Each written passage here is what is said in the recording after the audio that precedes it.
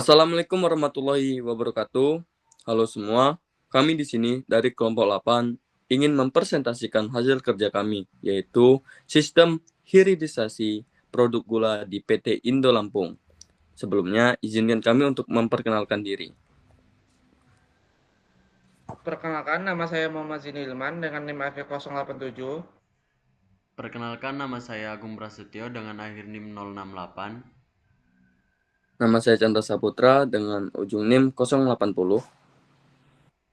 Selanjutnya, pembacaan latar belakang.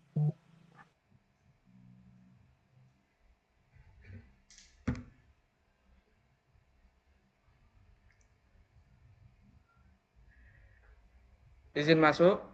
Latar belakang pada kelompok kami yaitu PT Indo Lampung Perkasa, bagian dari Sugar Group Company merupakan perusahaan besar penghasil gula tebu di Lampung.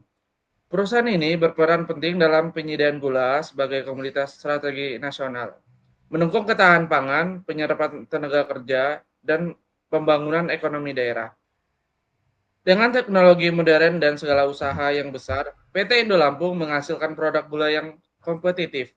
Namun, tetapi menghadapi tantangan seperti rendahnya produktivitas tebu dan keterbatasan lahan serta ketergantungan nasional pada impor gula.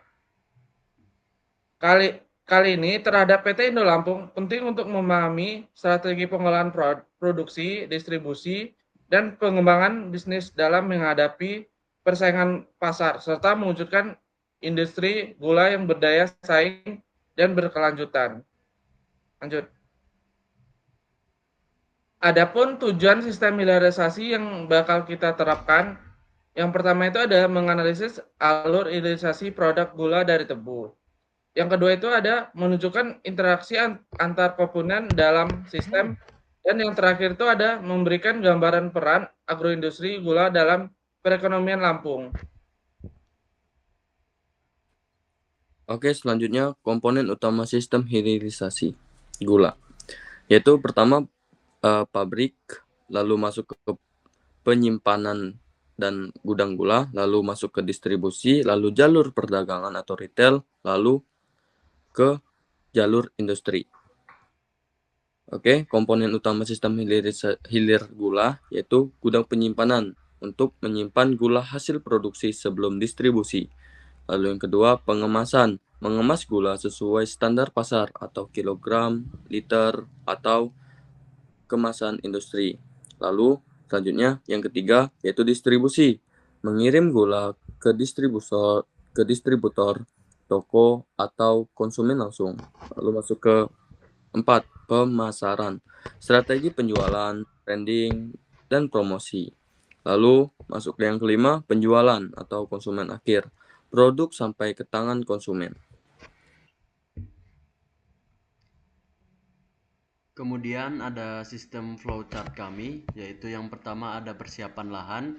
Lahan dipersiapkan dengan cara diolah atau dibajak dan dibuat untuk penanaman bibit tebu. Yang kedua adalah penanaman bibit tebu. Yang ketiga adalah pemupukan, perawatan, dan pengendalian hama. Selama masa pertumbuhan, tubuh diberi pupuk, disiram, dan dijaga oleh dari serangan hama atau penyakit agar kualitas hasil panen tetap baik. Yang keempat ada masa pertumbuhan yaitu selama 10 sampai 12 bulan. Kemudian ada masa panen tebu. Setelah cukup umur, tebu dipanen dengan cara proses pemanenan yang manual ataupun dengan mesin. Yang keenam ada pencucian tebu. Tebu yang sudah dipanen dicuci agar bersih dari tanah, kotoran, dan debu. Yang ketujuh ada penggilingan dan pemerasan. Tebu digiling untuk mengeluarkan nira atau cairan tebu yang mengandung gula, kemudian ampas dari hasil gilingan disebut bagase. Yang kedelapan adalah penggunaan batu kapur giling.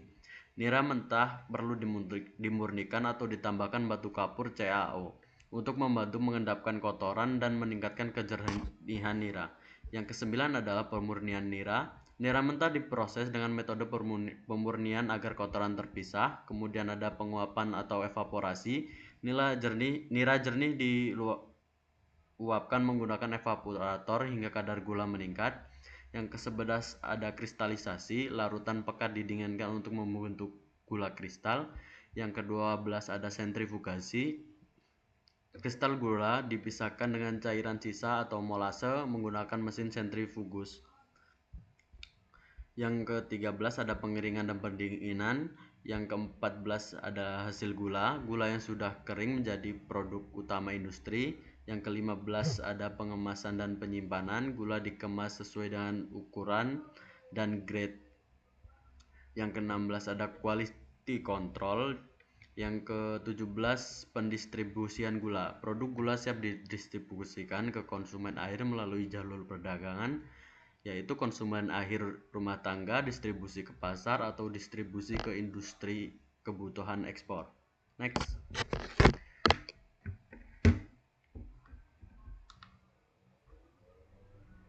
Baiklah, dari penjelasan kami tadi ada beberapa kesimpulan. Yang pertama itu tentang sistem hilirisasi gula memastikan produk sampai ke tangan konsumen dengan kualitas baik. Yang kedua itu ada setiap komponen saling berinteraksi untuk efisiensi, distribusi, dan pemasaran. Yang terakhir ada pentingnya untuk mengembangkan industri gula khususnya di daerah Lampung.